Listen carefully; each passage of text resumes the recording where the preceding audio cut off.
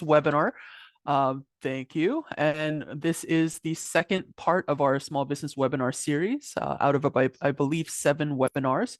And today we'll be focusing on construction, general overview, some of the important resources that you should know. Also, we'll be distributing kind of links as well as forms, as well as standard provisions and things like that, things that are required on citywide contracting. And so what we've gone ahead and done as the Office of Procurement, we've invited a few departments here today to speak kind of on what their pre-qualified or their bench contracts, or maybe some of the more, I guess, more easily digestible construction contracts that they may have, whether it's by list or once again by qualification. They'll be kind of going over their general processes, as well as just maybe some of the upcoming projects that are available. And once again, we're hoping that this is a resource, as well as a kind of hopefully a good view into what it takes to contract with the city of Los Angeles, especially from the lens of a small business. And once again, if you do have any questions, please do utilize the chat. If we can answer them relatively straightforward, we will go ahead and do so kind of in real time, but we will actually have a question and answer time kind of dedicated at the end as well, including a short panel of questions as well. So thank you all once again for joining, and I'll turn it over to Monica. Thanks, Daniel, and good afternoon, everyone. Thank you for joining us here. As Daniel mentioned, my name is Monica Aquino, and I'm the Management Analyst for Office of Procurement, working on usually small business initiatives, diversity, equity, inclusion. And as he mentioned, this is the second part to the small business webinar series. So for this session, again, we are going over construction, but overall for these 6 sessions, we do want to showcase, different types of procurement and how small businesses can be accessible to this space. So keep an eye out for that. We'll let you know how to access the future sessions. And if you have any feedback of what you want to see in the future, please let us know, as we do want to round out this program and make it a more robust program, going past these webinar sessions to provide service to small businesses who want to take part in contracting with the city. So overall, the themes for the small business webinar and this webinar in particular, aside from construction, is main themes of what to expect participating and bidding and contracting as a small business owner, and how our office and the city of LA is looking to provide more accessible opportunities. And this webinar will act as a collective resource guide for construction. We do have some others lined up in terms of commodities, personal services, if you are interested in that, as well as future ones focused on compliance, proprietary departments. But again, we do welcome your feedback to hear what you would like to see in the future from our office. Again, just to go over some things, feel free to write questions in the chat, and we will address them at the end with some Q&A. But overall, just know that while we are providing this as a resource, we're not particularly advising on how to obtain a contract per se from a department, but rather how to be ready to participate in bidding. And as Daniel mentioned, we're featuring some of these departments that are listed here that will present: Recreation, Parks, Public Works, Bureau of Engineering, and we will present on behalf of General Services Department. And then we'll also just go over some context for construction and compliance and contract requirements for your reference as well. So again, thanks for joining, and we'll get right into it with the construction overview. So again, this is just to give you context if you are new to this space, if you are looking to expand your industry within construction, just to give you information how the city is formatted with construction itself, specific to City of Los Angeles. So just to name a few departments, again, on top of the ones that we are collaborating with today, there's Public Works, Recreation of Parks, Department of Transportation. Essentially, each department is going to have their own operations and their own needs for construction based on their scope of services and their daily operations. So just keep that in mind. This is kind of just a small sample of what you'll see. It's not by any means a deep dive, but just to give you enough resources to dip your feet in if you do want to participate in the space and what to expect. Again, if you're new to the space, construction does involve prime and subcontractors, in which the city tends to hire prime contractors, and they in turn hire subcontractors for their smaller opportunities. But the city overall is working on small business initiatives to kind of unbundle some of these projects. We build large to build small, depending on the program or the construction project. So definitely look out for that with community level contracting and unbundling specific to construction if you want to participate in that. Otherwise, examples of construction services are going to be sidewalk repair program, roofing, as needed tree trimming. We do have multiple bridge projects in place in the Hyperion complex of bridges. So just to name a few, we have those larger programs that are always looking for smaller subcontractors, or again, looking to unbundle those different projects within a larger program. So just to give you an idea of what we have, of course, we do have over 44 departments, and each of them, have their own scope of services in terms of their needs for everything from construction, commodities, and personal services. But in terms of who we're talking with today, we'll kind of focus on construction for small business accessibility. Overall, I did also want to mention, we obviously have our proprietary departments as well, and that's something we want to showcase in the future in terms of their operations and what they can bring to the table for small business initiatives, as well as they do have their own budget. So just keep that in mind. There is, of course, a larger amount of budget for those proprietary departments, and we hope to showcase them in the future for a future webinar as well. Okay, so just to give you a little bit of information in terms of our office and RAMP in general. So we do maintain and administer the Regional Alliance Marketplace for Procurement, also known as RAMP. So this is going to be where the city advertises opportunities, and that includes city departments as well as authorized partners that you can see some of the logos there on the screen. But essentially, this is not going to be a RAMP webinar. Again, this is focused on construction and small business accessibility, but we do invite you, if you are interested in registering on RAMP, we do have the monthly webinars set forth by our office. The next one is going to be held November 15th, so we'll give you more information on that as well with the resources that we have. So just look out for that if you do want to learn more about RAMP and registering, because they do go through the process of registering, how you can be eligible with your small business, and how to kind of build your business profile as well. And other things that RAMP showcases is receiving notifications of future opportunities. If you are registered, you can research RFPs and network with other contractors. And as I mentioned, during the registration, they can also assist you and kind of do a demonstration of the business profile.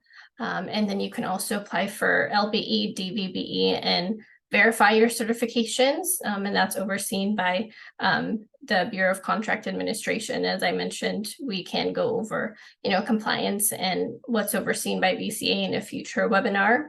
But yes, otherwise, if you do want to have more information on RAMP, we do invite you to that webinar, mostly as a supplemental, to this small business webinar as well. And we'll make sure to include the link if you're interested. So just to give you more information on common construction solicitations, again, part of our construction overview. So you can, easily recognize some of these solicitations and their abbreviations, so you know what the city is expecting and asking for when they put these solicitations out on RAMP, and when you're going on RAMP and looking for these opportunities as well. So just to start off, some examples: requests for bid, or RFB. This is just going to be based on price, lowest and most responsive and responsible bidder per our charter and ordinance requirements. So just keep in mind, it's mostly based on pricing, but you do most commonly see this in construction and commodities opportunities. That's not to say it's not utilized in other solicitations or other procurement opportunities, but this is most commonly used within those spaces. And requests for proposals, also known as RFP, this is probably the one that you see more often as it results in a particular contract or award. While cost is one of the criteria, just like request for bid, proposers will also be judged on other components. So experience, staffing, technical requirements, or project approach, whatever is put into the scope of work for that RFP is what those bidders will be evaluated on in that case.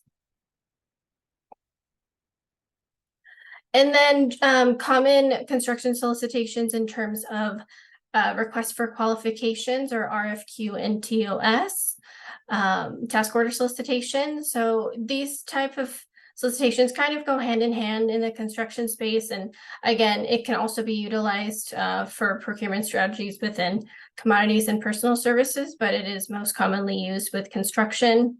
But pretty much for requests for qualifications or RFQ, the proposer is evaluated on items other than cost and are put on a bench based on qualifications to decide either one, who will be invited to a future RFP or RFP process, or who will respond to a subsequent task order solicitation in the future. Again, based on the department or construction scope or daily operations that's needed to fulfill, that type of project or program.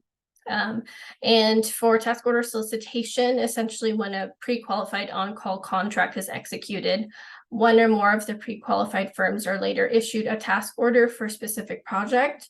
And that could be short-term, that could be long-term, but it also could be used when the work comes up in a more ad hoc or on-call bench nature. And that's what you'll see mostly in the construction space. You'll see on-call bench and rotational list from the short list. So essentially task orders are usually smaller projects that don't warrant the effort of a standalone procurement, such as RFP, but it may be part of a larger program. So you'll see RFQs and TOS get utilized throughout the construction space as well, again, depending on the scope of work and the operations for that department. So that was just a little bit of procurement overview in terms of construction. And now I will turn it over to Recreation and Parks for their presentation. Hi, everyone. I wanted to start off by introducing myself. My name is John Busby, and I'm a senior management analyst with the Department of Recreation and Parks. And I'm also joined by Jacqueline Lopez, who's also a senior management analyst. Jackie, would you like to introduce yourself? Sure. Hi, everyone. My name is Jacqueline Lopez. I'm also Senior Management Analyst 1 with Recreation and Parks, and I'm overseeing the contract administration section for our department. Thank you. So Jackie oversees the contract administration section, and I oversee the procurement part. So I post and set up the initial phase of solicitations. So this is just a brief introduction to our department, and then we're going to talk to you a little bit about some upcoming opportunities. So there's our department. As you can see, we're hard at work on construction-related projects. And next slide, please. And just a couple of things at the outset. So a lot of people call us, there are different rec and parks type of operations around the state, and we're the city of LA, and the county also has its own separate parks department. Their parks department, we're recreation and parks, so we call ourselves RAP, and they're parks and recreation. So that's a little different, so you can kind of tell who you're dealing with easily. City and then recreation and parks. And we've got 16,000 acres of land. We do a lot of recreational, social, and cultural programming, as you can imagine. We've got more than 450 parks, so we need maintenance for those parks, and we need construction for those parks. So yeah, big recreational infrastructure that needs to be maintained, needs to be kept up, needs to be up to date for the level of service that our constituency expects. And as you can imagine, the denizens of the city of Los Angeles and all of our visitors, they have a high level of expectations for us. So we're constantly keeping up with that. And then in addition, not so important for this group, but kind of important for just background, we do have a large number of of members of our constituency that we provide different kinds of services for. So youth, adults, and seniors. Next slide, please. So here's a little bit about our contracting process. So we've got the majority of our construction contracts are going to be set up through RFQs. Now, thank you very much, Monica, for that brief explanation of an RFQ, and it was a great way to kind of get into the idea of what it is. Basically, the way we considered it RAP is contractors are pre-qualified and then placed on a bench. We give you a set of things we're going to qualify you based on, usually projects that you've done in the past for over a period. And then you give us exactly those projects for the scope of work that we request. And then if you meet all the other qualifications, we'll put you on a bench, and then you'll be able to bid on projects as they come up. They're as needed. And we extensively use rampla.org. So all of our opportunities are going to be posted there. I'm kind of targeting this not only towards prime contractors, but also towards subcontractors. Subcontractors will join mandatory meetings along with primes, the people who are intending to respond to our RFQs or primes. But subcontractors will also join too sometimes, just to find out who might respond and try to bid on the RFQ as a prime. So subcontractors can also find this information from the attendance sheets, which we post after the meetings. And we also require BIP for our construction projects as well. So next slide, please. So here's kind of a quick overview of the things we see coming up on the horizon. We've got, a wide variety of different services that we need assistance with in the contract arena. And so I'm going to go ahead and pass it on to Jackie to tell you a little bit about the projects that will be available under these different categories. And you can see the categories there. I'm assuming everybody's joining us where they can see these categories. There's things like HVAC, roofing, environmental site assessment, brush clearance, landscaping, tree pruning, and tree inventory, and then also electrical, and then some prefab buildings and park construction and maintenance, which is asphalt, new park construction, grading, flat work, and prefab buildings. Next slide, please. Okay, thank you, John. So I'm just going to briefly go over some examples that you're going to be seeing as if you're on our pre-qualified list of contractors under these specific RFQs, you'll see we're servicing our entire department. We have recreation center, aquatic centers. You'll see, outdoor facilities that require maintenance year round. And so some of the projects you'll be seeing are HVAC upgrades that could be repairs or completely new installations or replacements. Same for roofing, minor repairs to major repairs, complete removal and replacement.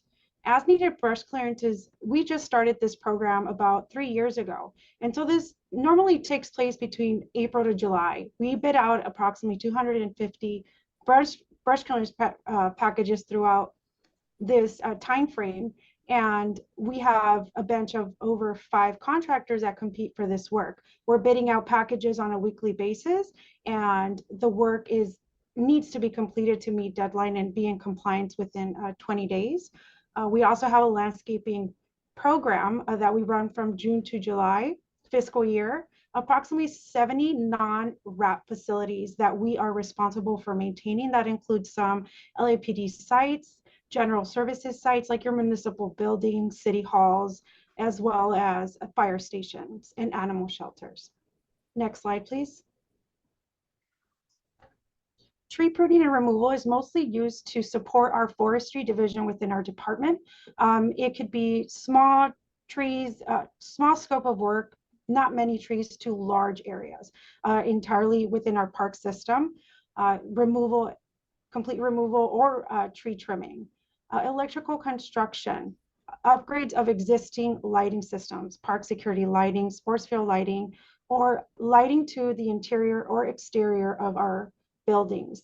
That includes CCTV system as well as the construction or improvement of electrical infrastructure, not including lighting necessarily.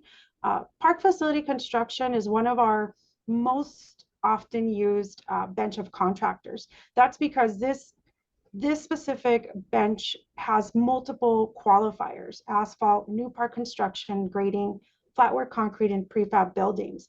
Now, we can award anything under or bid out under this specific RFQ: parking lots, roadways, sports courts, new or refurbishment of existing parks, flatwork concrete such as building pads, walkways, sidewalks, and sports courts, and newly added fabricated restrooms. Next slide. All right, so we're going to now go over a few of the kind of the top pitfalls that occur in contracting with RAP. And these are basically common sense things. It's important to check RAMP regularly for new opportunities. Register yourself on RAMP based on your own your firm's NIAX codes, or the codes that are used that show your contractor the kind of contracts that you do. And that way you'll be notified of opportunities, but also regularly go through and just check for what RAP is doing and what we've posted. Then once you get an RFQ that you're interested in, download the RFQ and all of the documents. We put a lot of important documents in our attachments, so make sure you're looking through all of the documents and read through them thoroughly. Compliance docs are very important. This is one of the main reasons that vendors fail. They don't sign or notarize documents as requested on the document, or they don't put documents in the response that are in the compliance packet. So just really thoroughly read through those things and make sure you're looking at what we're asking and you're getting it back to us. Not checking the scope of work to see whether it's the work that you do. Sometimes this is less of an issue with more generic scopes, like I think HVAC and roofing, for example, roofing or fencing, those kinds of things. Sometimes HVAC can be kind of particular. So you want to really make sure that the work you can show you've done to pre-qualify matches what's on the scope of work. You got to provide us projects that meet the requirements. If we ask for a certain number of linear feet, you got to meet that number of linear feet. And give us the type of job that we request. And give us the number of projects. We put a request for, say, for example, 10 projects, and we'll have people come back giving us 3 projects, and it doesn't show that you've done the work that we've asked for. So it's very important for you to do that. Are you allowed to? And then, doing business in the state of California. Make sure you're able, go to the California Secretary of State Business Registration. And if you're registered as an LLC or a corporation, check your own business and make sure your registration is up to date. A lot of people don't realize that sometimes those things lapse, or they've never registered, and you need to do that to work with us. Checking your own references. If you give us a reference, somebody who's done work, and especially say you did work for LAUSD, well, there's been a slew of retirements over there, and we call to check the person who's a project manager, and they're no longer there. So you need to make sure you've checked your references. You've given us a phone number and an email that they're going to respond when we call them. And very importantly, make sure whoever you give us as a reference was satisfied with the work, because that's very surprising sometimes. You think they were, and then we call them and they weren't. So it doesn't happen that often, because usually people, it's kind of common sense, but it does happen enough to mention it. Not verifying contact information for references. Yeah, that's what I just mentioned. And also, insurance requirements are always given on Form 146. Please make sure you look those over and you know what they are when you're looking at these opportunities. Thank you. Next slide, please. And I want to thank you all for attending. You can go to our RAMP business profile and find out more information about our department and upcoming opportunities.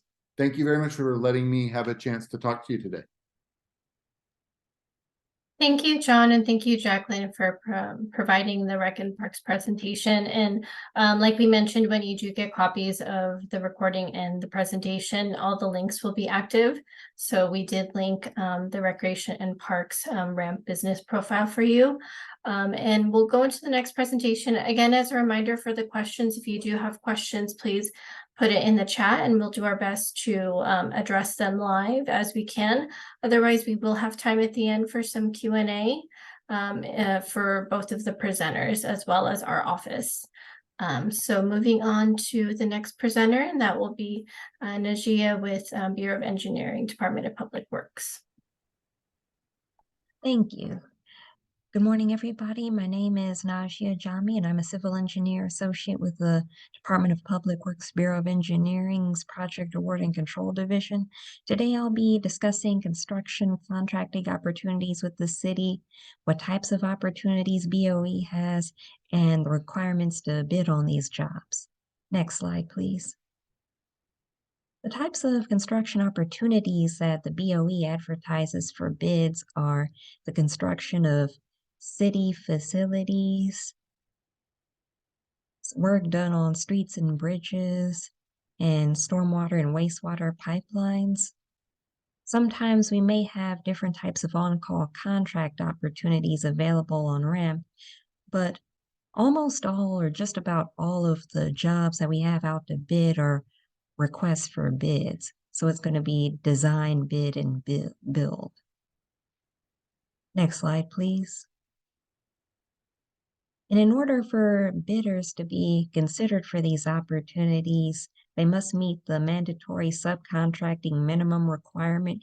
Usually it's about 25%. Sometimes it's less than 25%. And they must also attend the pre-bid meeting or apply for a waiver from the meeting after attending a city-sponsored networking event within 12 months prior to the pre-bid meeting. Next slide, please. You can find our current bid opportunities and the requirements for submitting those bids, as well as apply for the opportunities on the RAMP portal at rampla.org. Next slide, please. We also have a site, eng.lacity.org/contractors, where you can click on links and see past, current, and upcoming bid opportunities, as well as get a list of the plan holders, what companies have already downloaded the project plans and documents from RAMP. Next slide, please. This is a recent copy of what you'll find on that website, the list of anticipated construction projects to bid. This is a forecast of what projects will be bidding from now up to a year in the future. Next slide, please.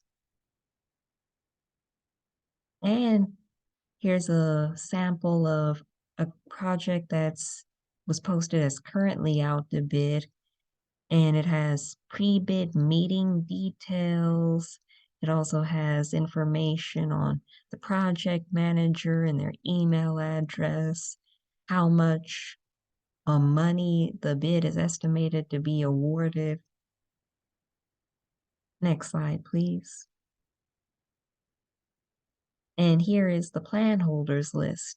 It shows the names and contact information of companies that have downloaded bid documents from RAMP for a particular project.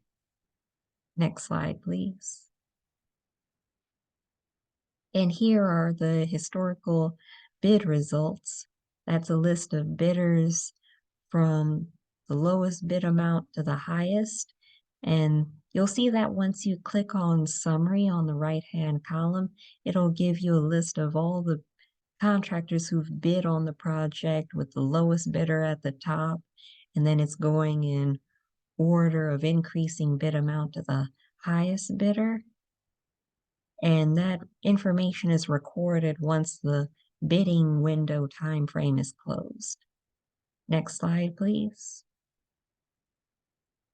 And here are some things to avoid while preparing a bid proposal, such as having notary dates that don't match the signature dates, especially for the signature sheet and affidavit that is required to be submitted for each construction bid. And another common error found in the signature sheet and affidavit is missing signatures. Usually requires 2 people to sign with some exceptions. And then there's calculation errors in the schedule of work and price. Usually those can be resolved according to city policy and rectifying those minor clerical errors. But in other cases where there's not enough information to make a bid correction, it could result in the bid being declared non-responsive.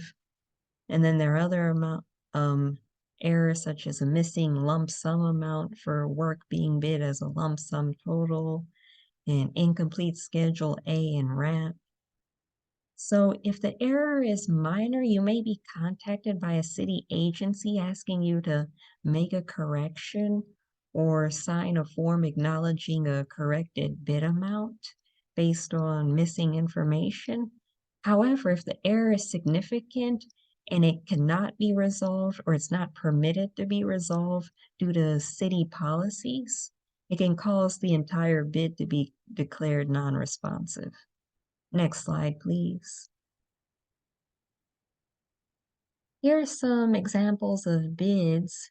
The first one at the top is currently out to bid right now. And the last 2 are some bids that have already been awarded in the recent past. And these can all be found on RAMP. And you may be receiving a PDF after this, and the links will be activated, so you can feel free to click on them and revisit those. And you could find out about the scopes of work on those projects, the NAICS codes that the BOE was looking for in contractors who were prospective bidders on the project. And once you log into RAMP after creating an account, you can download the documents associated with the project. That way you could get a sample of what BOE is looking for, what does a bid package look like, and find out more about the requirements for a project. Next slide, please. And also, be sure to check out the BOE website. If you're able to, you can scan the QR code. Otherwise, the links will be available when the PDF is distributed to everyone. And you can also check out the other links in this slide, the RAMP New Account Registration Manual, which is going to be helpful when you're starting up a new account on RAMP, as well as the Bureau of Engineering Construction Project Opportunities. You can return to this site often, and you can see the updated forecasts of new bids that are coming up with us. Next slide, please. And finally, I'd like to announce that tomorrow at LADWP headquarters on 111 North Hope Street in Los Angeles, we and our partners at the LADWP will be having the Supplier Diversity Fair. Admission is free, and it's a great opportunity for contractors to interact with prime contractors as well as other local agencies to find out about potential contracting opportunities on current and upcoming jobs in the Los Angeles area. So feel free to take a picture of the screen and check out the registration site, or you can scan the QR code or use the link in the PDF that will be distributed. And there may still be availability to register for tomorrow's event if you haven't already done so. Thank you for your time and joining us for this presentation. Thank you, Najia. Just to clarify the event, we actually double checked with DWP and LAWA and so forth, and they actually said the event registration link will be live up to 12 a.m. midnight tonight. So please do register if you are interested in actually connecting with other suppliers as well as vendors that are at this LA DWP vendor fair. So highly do recommend that. And so with that said, I thank you both Najia as well as Kevin and Jacqueline. Once again, something that we'd like to just kind of summarize for you is both of these departments have these on-call pre-qualified, rotating or as needed list, and these are all very good ways for small businesses to actually maybe cut their teeth in construction contracting, let alone there may be things that it might be like $100,000, $150,000 opportunity for sidewalks, or it could be something that your company does. So the general theme once again is please register on Ramp. Please fill out your vendor profile, fill out your next codes, which were the industry codes that kind of once again denote what type of contractor you are. That way you can get notified of future and upcoming opportunities. And once again, just another shout out to BOE and Rec and Parks. They do a fantastic job at forecasting. And something that we will be doing once again at the end of this presentation is distributing their upcoming bid opportunities as well as their general forecast list as well. So this is a great way for small businesses to actually take a look at what's coming down the pipeline within 12 months. Make sure that you as a company are ready to take on some of these opportunities, and as well as whether if it's staffing up, whether it's getting equipment, whatever those criteria might be, it's an excellent way to prepare. And if you have questions, another thing that you can do is actually take a look at the Ramp opportunity and look down. If you scroll down, there's actually a contact, either email or there's maybe a or group email address. Please do contact that contract administrator email, and then if you want further information, they can hopefully give you additional information there as well. But all the information will be on Ramp. So with that said, we'll go to the next slide. And so our friends at the General Services Department were not available today. So the Office of Procurement will kind of be presenting on behalf of them. And so next slide, please. Well, just as a quick overview. So when everyone thinks of the General Services Department, you kind of think of commodities. You think of, internal maintenance for the city and so forth. But what the General Services Department actually has is something called the Construction Forces Division. So just a quick summary on who they are. CFD, or General Construction Forces Division, is responsible for a variety of city construction projects, including small to medium projects like alterations, improvements to city facilities, earthquake hazard protection reduction work on unenforced city buildings, and just more or less how to, and ways that we can use city buildings to reduce homelessness in the city. So it's a very wide array of kind of small and medium internal projects. And so with that said, next slide, please.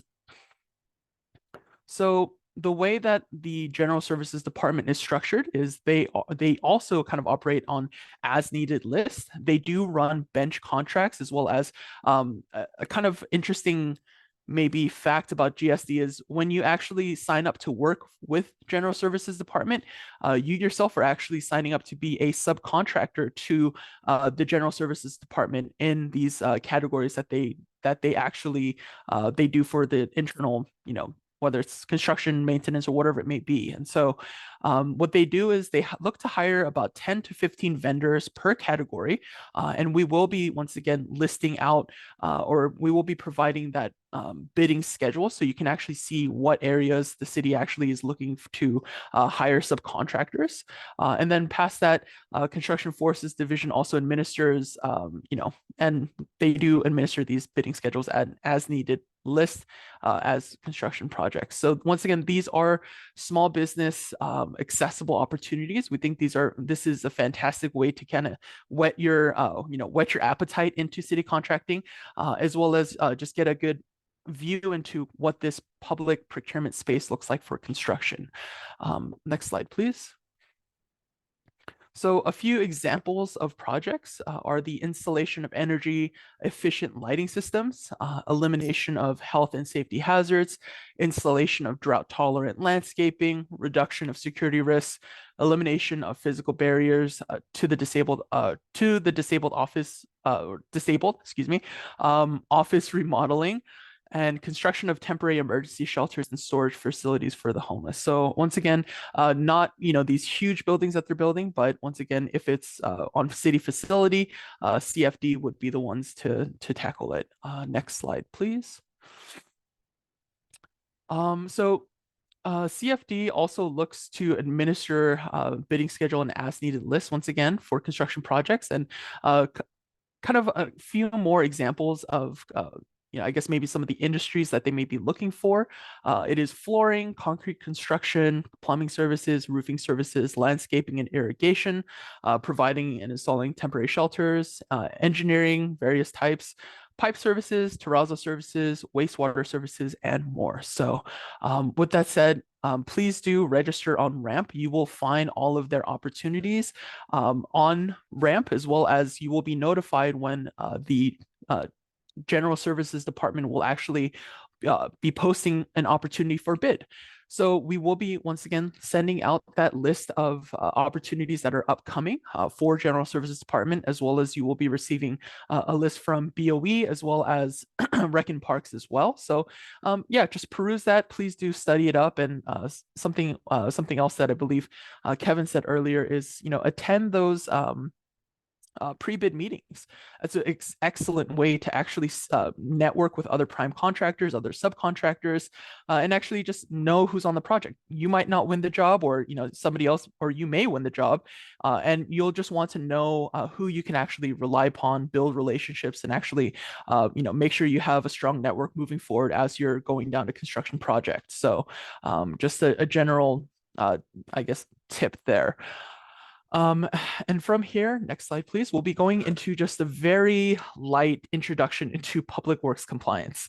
I don't think we could actually fit public works compliance into this entire, in this hour and a half. And so as Monica mentioned in the beginning of this webinar, we will actually be having a contract or a public works contract compliance webinar held in partnership with the Bureau of Contract Administration, so that they will be going over things such as labor compliance, such as the business inclusion program, some of the compliance or the certification aspects, as well as some of the other things they do in their portfolio. So please do be on the lookout for that registration link, and that should actually be sometime, I believe, in January. So it's going to be a couple of months, but it will be actually a very good follow-up to this webinar itself. So once again, just a quick overview of what public works and the definition of prevailing wage.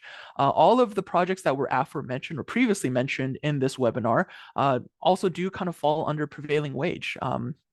The public works definition, which is found in the Labor Code, section 1720, basically states, and this is like the first line of it, it's construction, alteration, demolition, installation, or repair work done under contract and paid for in whole or in part out of public funds. And so once again, if we as a city organization are paying for a construction project or any of these other alteration, demolition, installation, repair work, that is all considered a public work. And so in the state of California and a lot of other states as well as the federal government, we have to pay something which is called the prevailing wage, which basically, once again, the definition is right here. The prevailing wage is the basic hourly rate paid on public works projects to a majority of workers engaged in a particular craft, classification, or type of work within the locality and in the nearest labor market area. And so these are all very specifically defined labor rates. For example, there is a laborer rate, there is a operating engineer rate, there is a plumber rate, there is a landscape engineer rate. There's a whole plethora of different sectors and industries that actually have specific prevailing wages. And so as a small business or as a prime contractor in these construction contracts, it is imperative, it is extremely important that you as a business do pay prevailing rates for for these jobs, that you pay your employees at this rate. Otherwise, the Bureau of Contract Administration actually does have a labor compliance section, which they will monitor and review payroll.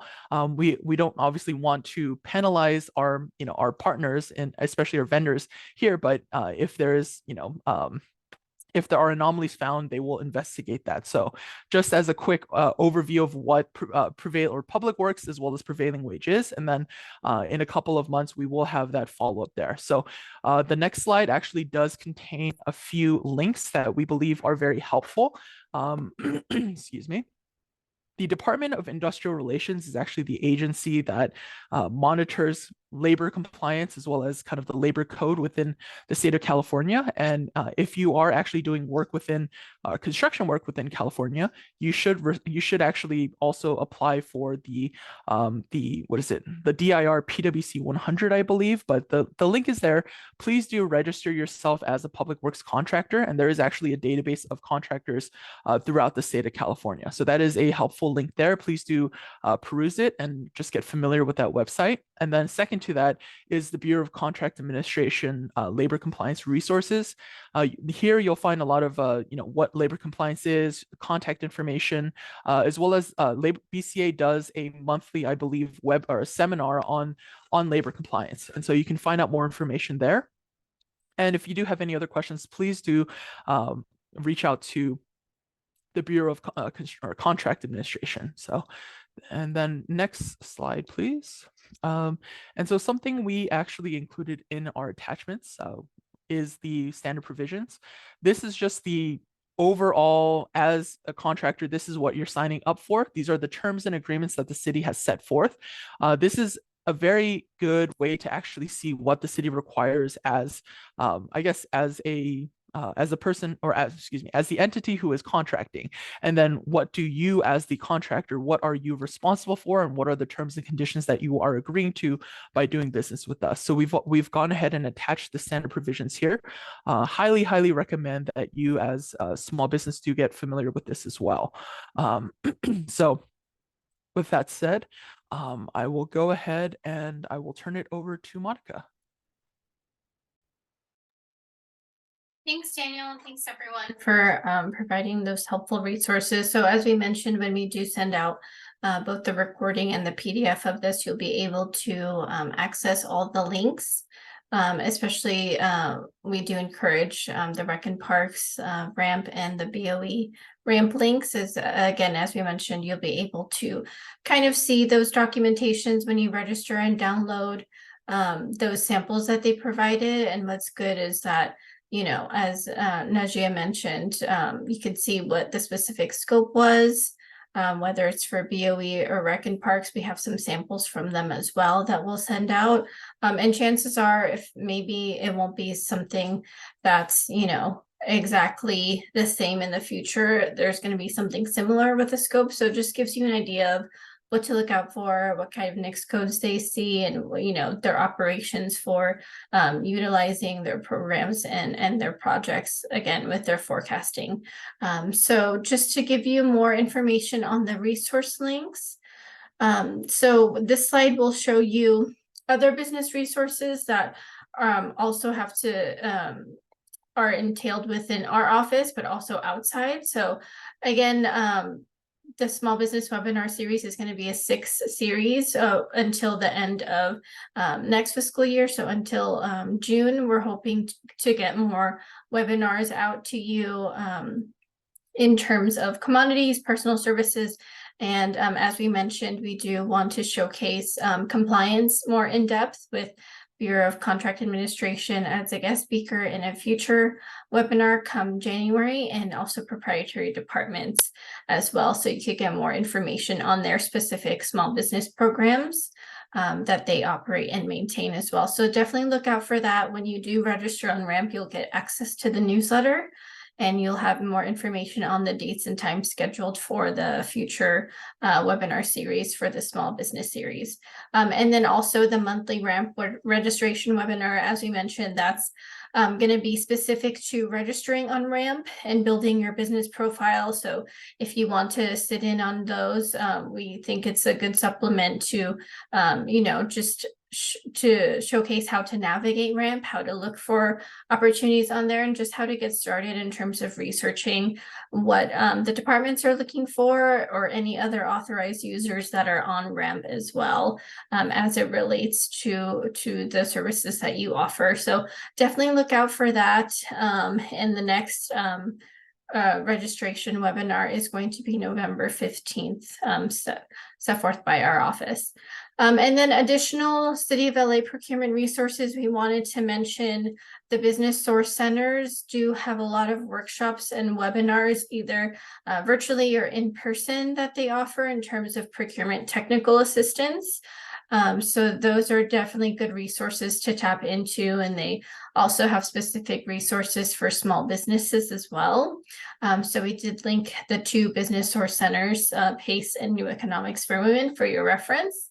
And then we do have additional networking programs to enroll in throughout the city, which include Accessing LA, which is a collaboration with Public Works and the Mayor's Office, and Small Business Academy, which is put on by BCA and the proprietary department. So definitely look into that if you're interested. Look into, the different websites that we offered today for both Rec and Parks, and BOE and GSD, and see just if you can get more information on their small business initiatives and how you can access that as a small business owner.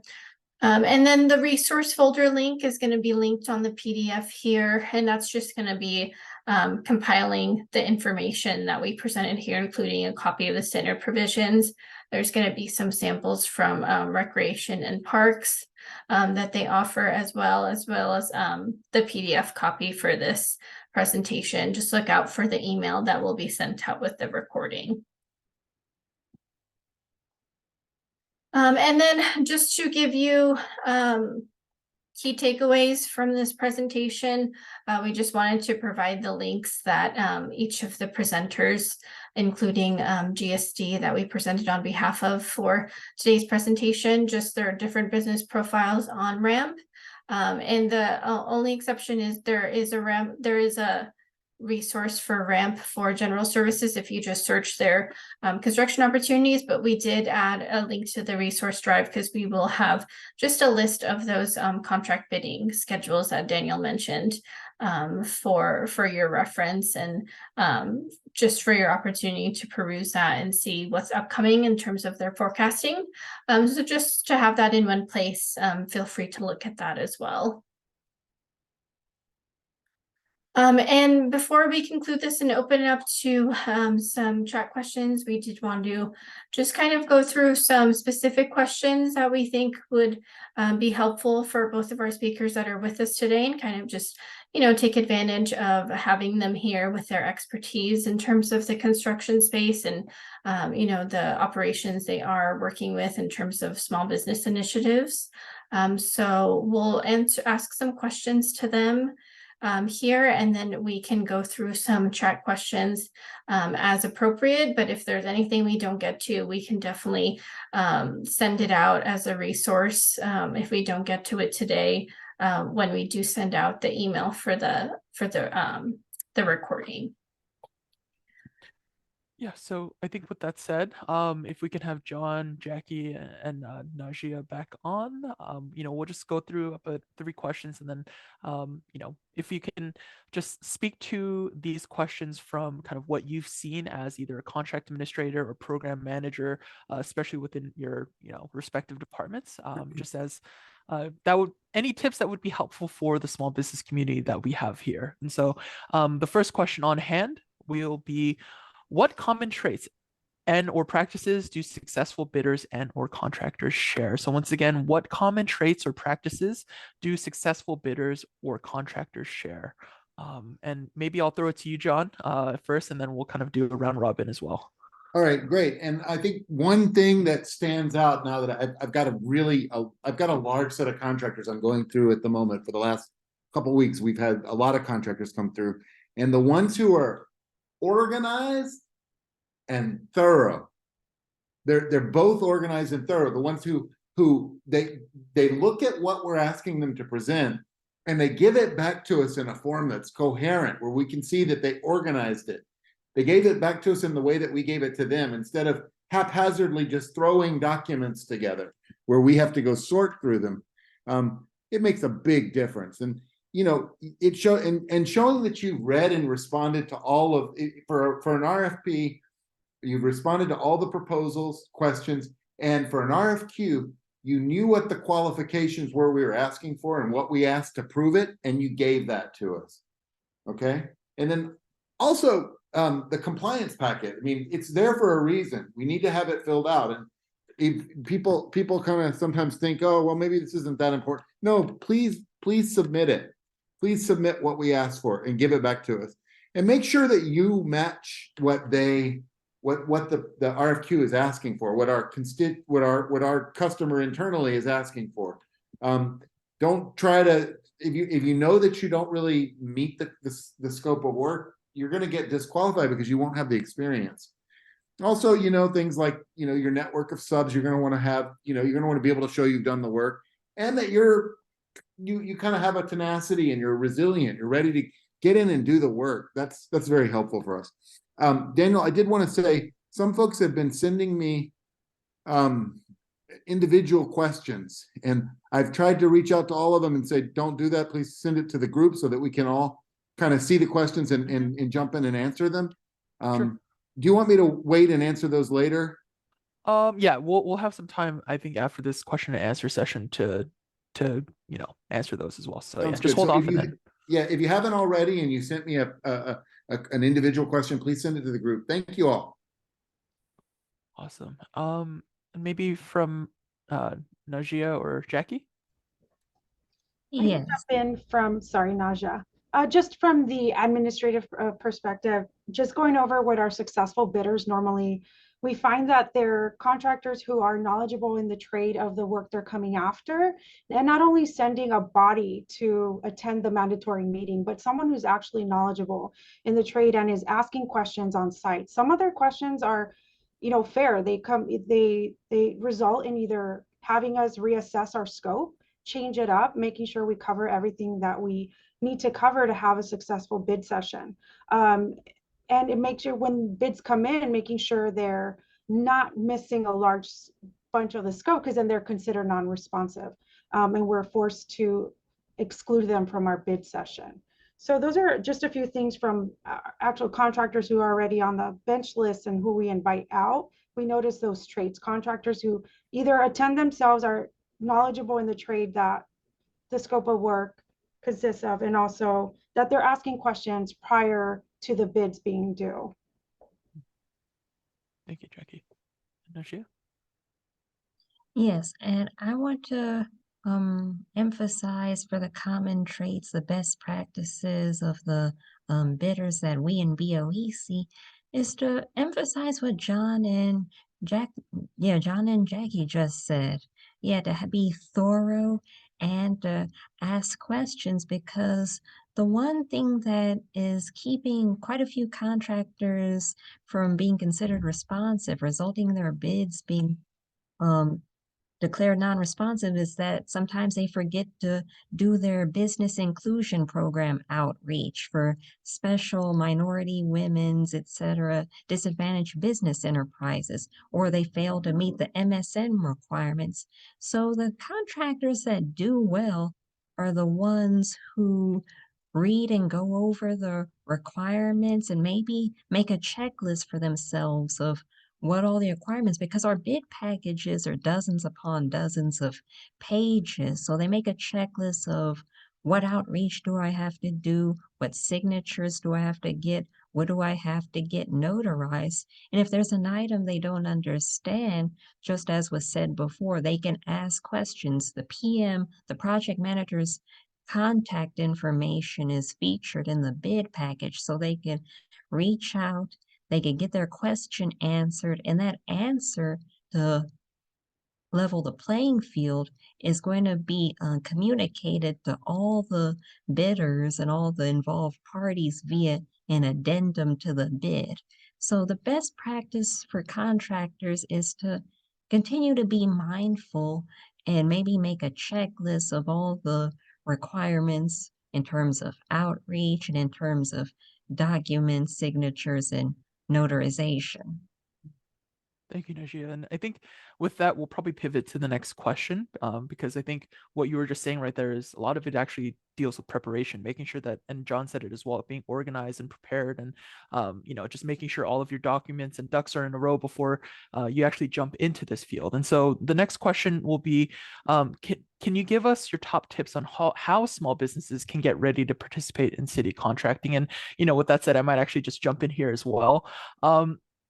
One of the things that we would probably recommend, especially from the Office of Procurement, is really doing your research on ramp, making sure you have all of your applicable North American industry census codes or system next codes kind of all at your fingertips, and actually taking the time to do the research. Because just because if you're a let's just say a concrete company doesn't mean that you don't have other associated I guess industry organization or industry designations as well.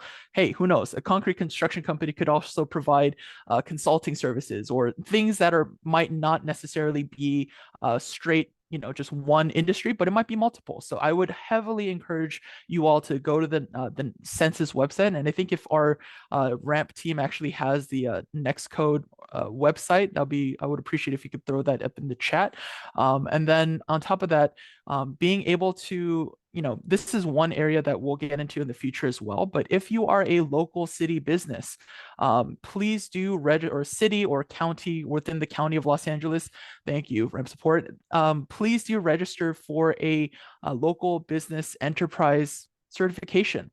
That here in the city of Los Angeles is probably the most, I guess, powerful certification, if you will. It actually has financial ramifications to your bid as well as your proposal.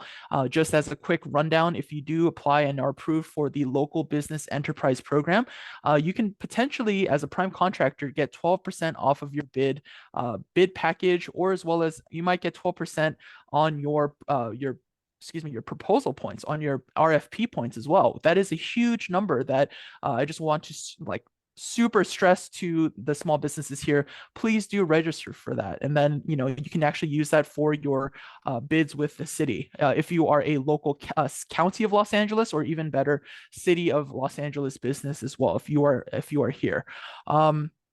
And the last thing I'll say about the LBE program, the Local Business Enterprise Program, we also have a small local business enterprise program as well, the SLBPP, which basically is for contracts that are $150,000 and less, you can actually get a 10% bid preference. And that bid preference basically meaning you put in $150,000. Hey, if you're a local business and a small business at that, you have that SLBPP or SLBE certification, or two of those certifications, excuse me, your bid will come at $135,000, and that is a huge edge for businesses. So once again, I heavily encourage you to register for the Local Business Enterprise Program or certification on RAMP. That is on your, and we also do have the thank you, and we do have our certification webinar as posted by our team. So please do watch that, and I would just heavily stress that. And with that said, once again, the question is, can you give us top tips on how small businesses can get ready to participate in city contracting? And so I'll throw it back to either Naja or John or Jackie if you guys would like to just throw in. So more of the preparation. What can businesses do? Yes. I can take that one, Nadia, or you can, it doesn't matter. Go ahead. No worries. Yeah, let's hear. Yeah. You go ahead. Yeah. So some top tips, at least from the BOE perspective, Rec and Parks may have more to offer since, I'm mostly interacting with contracts, not so much, I'm not a project manager per se, so I may not have a direct perspective, but the top tips from what we've seen in the project awarding control division, looking at incoming bids, is that they can always research ramp and look at the scopes of work, and also in that forecast that goes into 1 year in the future, there's a column with project code numbers. It's about 4 characters and they look like hyperlinks. When you click on them, they go to publicly available project information reports. They'll describe the scope, the location, And most importantly, they'll have project manager information so they could call to find out. And on RAMP, on that description, they have the NAICS codes. They could find out what exactly is BOE looking for in a contractor. And also, they should definitely, this was stated earlier, and we can't emphasize this enough across all our agencies. They should get registered for the BCA with LBE, MBE, WBE, any other business enterprise that there is, because Board of Public Works has said in their public meetings that they're looking for more of these disadvantaged business enterprises to be represented in city projects. And the LBE is going to give contractors an edge, like was just said, especially with the reduction in the bid amount for bid evaluation purposes. It could actually push some contractors into being the lowest bidder on the list when otherwise they wouldn't have bid without the LBE. Yeah, that's right. And just to piggyback off of that, I think when you're getting on RAMP, look for opportunities in the scope of work, and also download the previous RFQs and start learning about the compliance docs, because that's really one of the big hurdles, is that you have all of this paperwork, these forms that have to be turned in.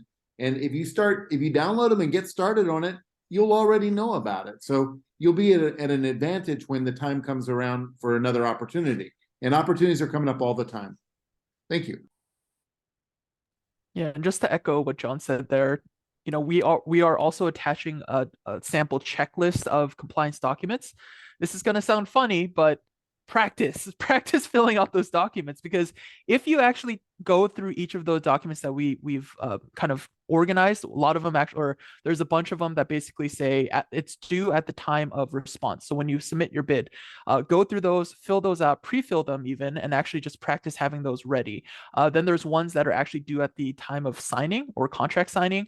That's then when you're actually after negotiations, you'll actually be required to submit those documentations / compliance requirements there, as well as there are compliance and disclosure requirements that are also due and actually administered on RAMP. And so that's your like slavery order or border wall disclosures. There's a few disclosures that you actually have to maintain on the RAMP system as well. But all to say, once again, please practice that. The faster and more accurately you can actually go through those compliance documents and fill everything out to that to the required specifications will help you become that responsible and responsive vendor for these bids. So once again, to John's point, please have those things filled out. And anything else from Jackie, or if not, we can actually maybe even pivot towards we could probably pivot towards answering a couple of these questions here as well. But I think Jackie told me that she's I answered the question. So okay, fantastic. So with that said, we'll be going through some of the chat questions here today that maybe have not been answered so far. Can I take the first two? Yeah, please. Okay. Please do, John. So the first question was, will there be any rec centers that will need new equipment in 2024? I'm certain that there will be. But we don't know it at the time. Jackie, do you have any indication of that? No, we normally get requests. I mean, as they come up, our larger projects, we don't until it's like a week out before we bid. So we don't really have. It's mostly that information's with our planning section. They're the ones with our larger projects. Everything else is as needed, emergency basis type of work. Okay, great, thanks. And then the next question is, do you accept prior work done as an employee in the union as far as previous work? The work for our RFQs, the qualifying projects have to be done by the firm that's submitting the bid or submitting the response. So you can't say what we've had this come up over and over again, especially with professional services like environmental services. People try to impute work through previous work done by an employee, and that doesn't work. We need to have work done by the bidder, by the person who's responding, or by the firm that is responding. So I hope that answers the question. I think you sent it to me privately, and then you posted it here. And then there's the next question, I think, is about an architect And I don't know what this is a specific project. It's not one of ours. So I think that's I'm going to maybe turn it over to somebody else. I think in general, once again, there are deadlines to RFQs or proposals or qualifications. Please do adhere to those deadlines. If something actually does come up, I think was it 1 second. And so if there are deadlines, please register. Please make sure you actually bid for that project. And then if you miss that deadline, there are other projects that will probably come up as well. So there will be other qualified lists and or benches that do come up from other departments. So just because you miss one does not mean you won't be eligible for others. And I think Sunny, maybe we'll take a question live as well, Sunny.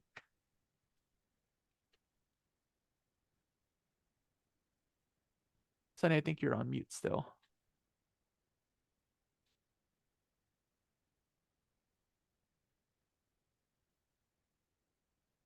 Okay.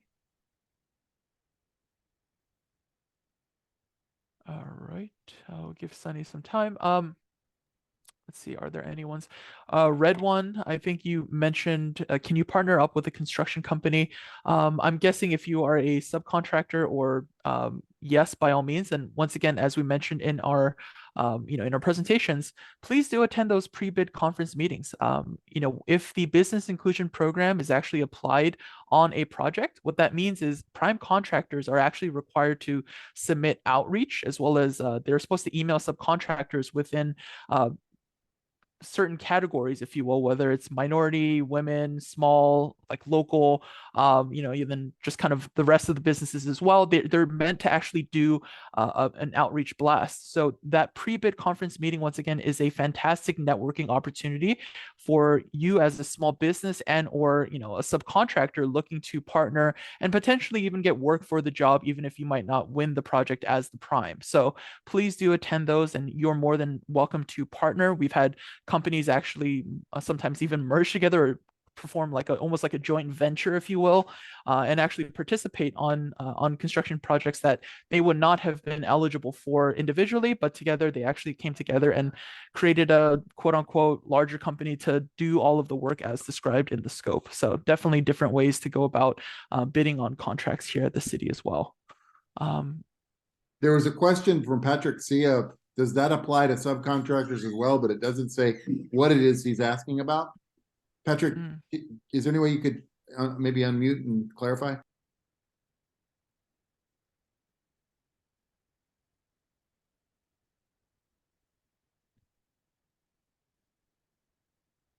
Prevailing wage is the question. So does prevailing wage apply to subcontractors as well as the question? Yes, prevailing wage does apply to subcontractors. Basically, everybody on the job will be required to pay prevailing wage at the rates and especially within the categories in which their job categories that they're working on. For example, if you're a laborer, you have to pay labor rates. If you're an operating engineer rates, and there's different classifications. But to that point, yes, subcontractors are also subject to the prevailing wage as well. So the next question was, is there funding opportunity available? Are there funding opportunities available for new small businesses to obtain staffing and equipment? Yeah, that's actually an excellent question.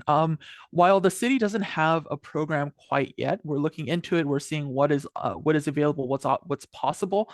That's probably still a few years away. However, currently what does exist are our SBA programs, our federally funded small business administration funded banks, as well as community banking organizations, as well as business source centers like our Ramp Chat actually has mentioned. Those are actually agencies, or specifically, there's a business source center called PACE that actually has partnered with Merriweather and Williams, which is a insurance and bonding company, to actually provide some level of contractor financial assistance. It's actually called the Contractor Financial Assistance Program. And so PACE is an excellent, I would highly recommend going to their website and just seeing what they have available, maybe even making an appointment with them to see kind of how those programs work, as well as look up I believe they're now called Apex Centers, which are also funded by the SBA. They can also maybe help help kind of define and maybe help you look up, what financial assistance programs are out there for businesses and for small businesses to either staff up or get equipment or, even operating costs at hopefully a relatively low. I know interest rates are crazy right now, but at a low federal rate. So those are all kind of all kind of resources that are out there currently. And I believe the link that our ramp support team actually put up is for the general Business Source Center website.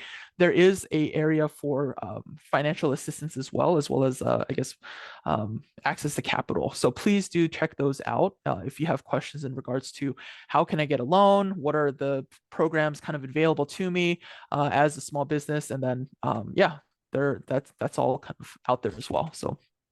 And then John Medina, you asked about the programs that require mandatory subcontracting goals for small business that LA has. And I think you touched on that, right, Daniel? The business preference program, right? Yeah, so that's actually one of them, but there are a few others within the city, kind of at large. The Department of Water and Power actually has across the board 25% subcontractor mandatory subcontractor goal. So there's a team that actually goes through each individual bid, and then they'll actually say on this project, there's 25, we have identified up to 25 percentage points of your project should actually be done by subcontractors, as well as I think Najia in her presentation also mentioned that BOE also utilizes a mandatory subcontractor minimum of up to 25%. So if you are a subcontractor, as well as, if you're a small, or if you're a subcontractor, and if you've been identified as either a small business enterprise, or if you are a MW, the whole gamut of kind of identified subcontractors, you can actually participate and you will be recorded there. And so public works actually, thankfully, and construction projects, the cool part is they actually do record what the prime contractor states their intended subcontractor utilization is. So we actually have staff that go into did the prime actually say and utilize how much X dollars or X amount percentage of project did it actually go to the subcontractor. So once again, I'm not going to get too far into the details there on this call. We will actually have a follow-up compliance webinar where we will get into, that is called the Business Inclusion Section program, where they'll kind of get into how the Schedule A, B, and C work within public works contracting. And so once again, that is the prime contractor stating, I'm going to use 10% small or like minority business enterprises for these areas and these categories. And so we'll get into that at a later time. So. Then I think we're at Cliff Hayes is where we left off with the upcoming commodity webinar, reference materials, supplier, non-contractor, RFQ bidding opportunities. So yes, the commodities webinar will reference, materials as well as just goods and commodities, basically. They will go over the VSS system, which is the vendor self-service system. This is kind of separate and apart from obviously this construction portion, but they, as in the general services department, have kind of their own platform. But once again, all solicitations are on ramp, but they have a bidding system to participate in their commodities opportunities. So that will be clarified, as well as there will be an opportunity to kind of see how that process looks as well in the future. I believe that's the next one, Monica, if I'm not mistaken. I think it's the next one. So yeah. Yes, for commodities, we plan to have that around the first few weeks of December. So look out for that in terms of registering for that. We'll have GST kind of feature their small business opportunities as well. So same type of themes along the line of accessibility for small businesses, while they do have, projects for commodities and larger programs. They'll have a presentation to showcase how you as a small business, if you're interested in the commodities industry, can do that, or if you know anyone within the space, feel free to look out for that. And then the next question you answered already, red one, you asked, can you partner up with a construction company? I just wanted to stay on partnering up. Whoever submits the response is who's going to have the contract. So when people always ask me about partnerships, this, that, and the other, Whoever submits the response and who's going to be signing the contract is who we have the contract with. I hope that answers the question. Are there any type of discounts off of small business? We answered that one, right?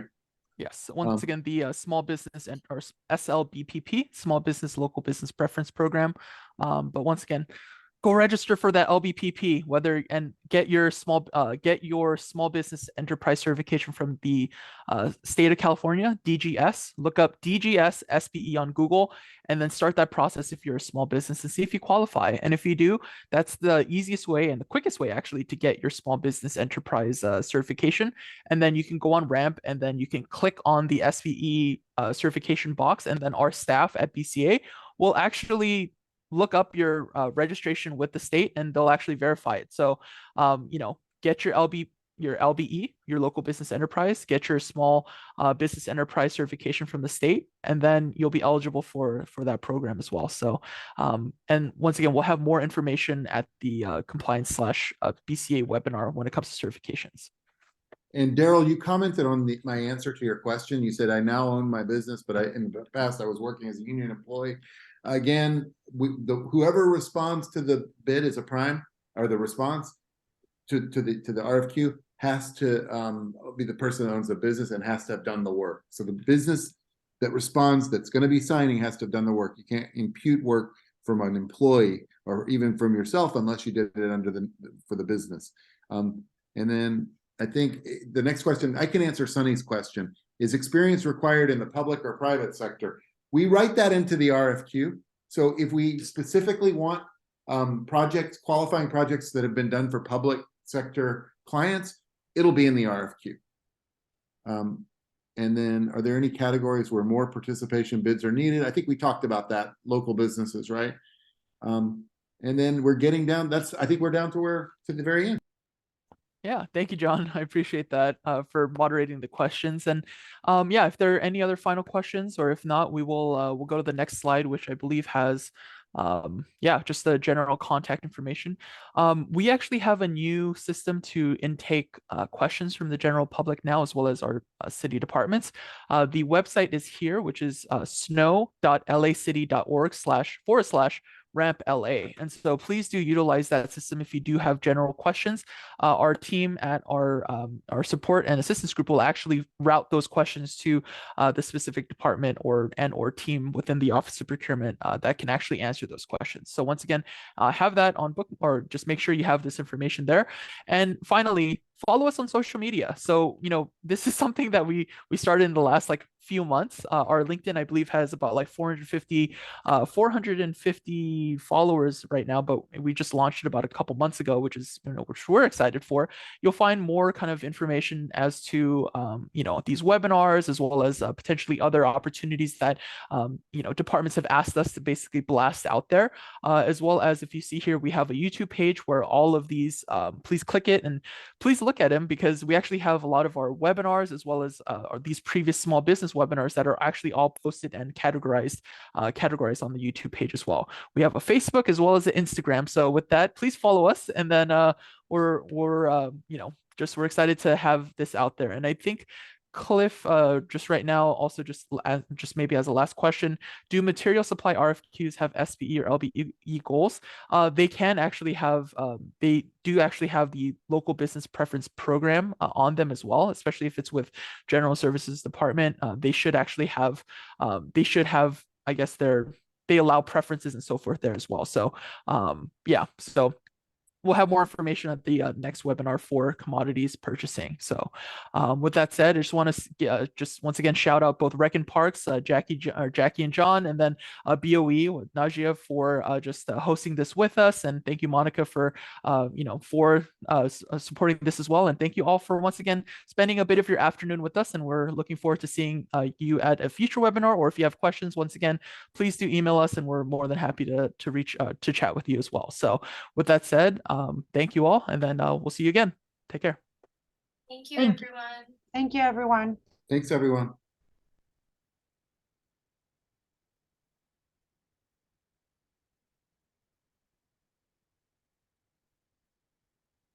Thank you. Thank you all.